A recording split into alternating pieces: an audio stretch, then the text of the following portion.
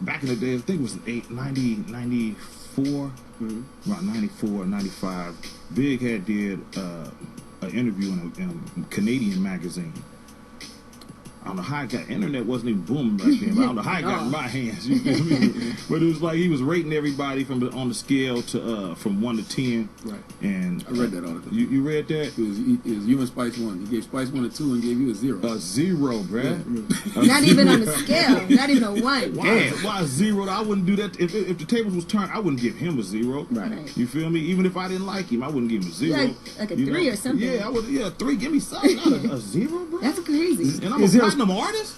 I'm platinum in a major way. Platinum album. That's kind of crazy. You know. So anyway.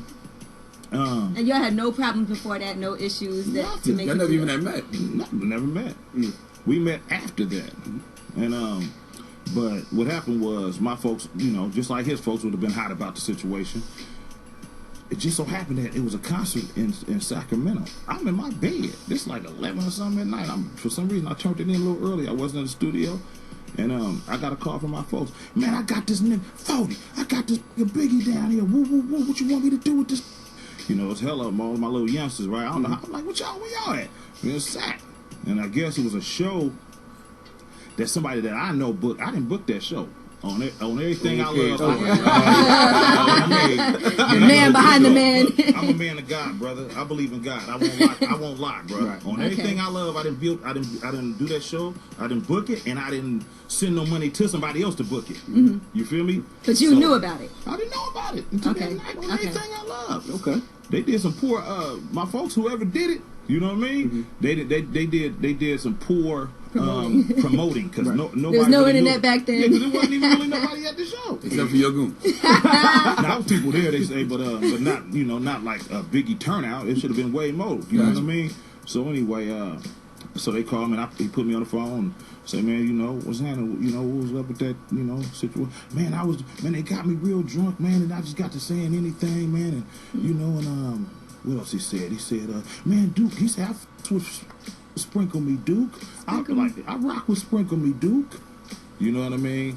And I was like, ooh, I didn't trip. I was like, man, let him. I told him, I said, put my folks on the phone. Say, let him do his thing, man. Let him go. Get him back to the hotel. Let him go. Yeah, let him go. Well, they have him tied up. They was holding him at gun. Nah. I mean, yeah, they did. They would. If I would have given them the green light, they would have did something. And I wouldn't want nothing to happen to somebody just for saying somebody, you know, on the scale from 1 to 10, it's a 0. It was an insult, but not to, you know, to die or nothing like that. You know what I mean? So, you know, and I seen Biggie and Puffy. We talked after that. I seen Biggie and Puffy probably about when was that Tyson fight? Probably a few months later. Took a picture and whatnot. You know what I mean? Chopped it up. That was in Vegas, 95. So y'all was cool. Y'all saw each other. Y'all just smoked weed. I talked to Puffy every once in a while. You know what I mean? It ain't nothing like that. And I never see. This is the thing about I never spoke on that. They security. Right. I guess it was in some type of documentary. He the one who's, you know, talked about that. I ain't never brought that up to nobody. Right. I ain't wanting to brag about nothing like that or nothing. You know what I mean? I don't brag about none of that. He really called you Duke? That's some real He said Duke. Ain't that like a New York word? That's a New York word. I'm sorry, you think I made that up? I Sprinkle Me Duke. I rock with Sprinkle Me Duke. You feel me? Wasn't you supposed to be on Life After Death too? Yeah. What happened I for some reason, man, I guess he had to turn it in real quick. You know what I mean? By the time I guess he decided to get me on there, I don't know what it was, but he shouted me out in Life After. That was the last album, right? Yeah. He shouted me out. And inside, back in them days, you put the your shout outs in the inside of the cover. So he did that. Shout out to E40, a whole bunch of other people, but he did put my name in there. And when we was in Vegas, I took a picture with Biggie and Puffy. It was on some little tycoons, you know. I wanted to show y'all this. I'm gonna send it to you, and you can put it on the net. I ain't never showed nobody this picture. Wow. You feel me? Yeah, I'm gonna show you. That's how real it was. This was after. Now, what about the whole situation with 2 Chainz? Did he call you afterward and be like, okay, can you He didn't call me. I called him. I'm like, you know, what's up, folks? You good? You know, it took him a few days to call me back, but it can happen to anybody. So there you have it, live from E40's mouth.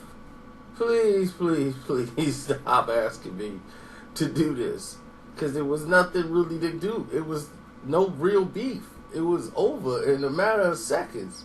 Like, it was quick. Big had created a lot of problems during that interview because he was high and drunk, did it with this magazine that came out and printed it, and it came out and it was everywhere. And like basically all the West Coast rappers, he gave like low grades of rapping to, low scores.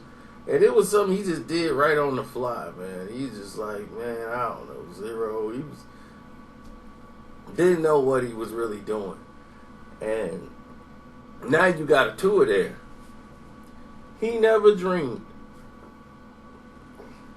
all this stuff would come back. See, he don't have media training at that time. Like, I don't even know Puff was aware of what he said in the interview. And then they had to go around and squash this whole thing. Because this was early on in Big's success. So, that's all that was. It was no real big issue. It just shows you how the West Coast handle things. And how people come together. Like I told you, when the East Coast came to the West Coast for a fight and was getting rowdy down in Vegas, dudes from Sacktown, everywhere, they was driving up to Vegas looking for the action. They was like, oh, it's going down. These dudes are clowning down here. Y'all got to get up here. L.A., Sacktown. People coming from 2-hour drives coming to Vegas. 3-hour drives, they coming to Vegas.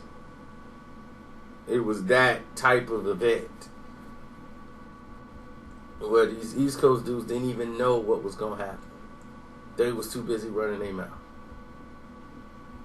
It was very dangerous for everybody involved. And they didn't know. It was a very, very dangerous night. And what capped it, the thing off is it kicked off on a Thursday, Friday night. And then it just kept spewing. Every hotel had problems with New York or East Coast dudes who all flew into town that day. That was a crazy night. A crazy weekend.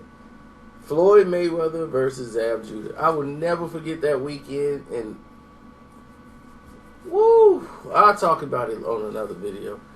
But yeah, just the truth about what happened there, man. That was a crazy night.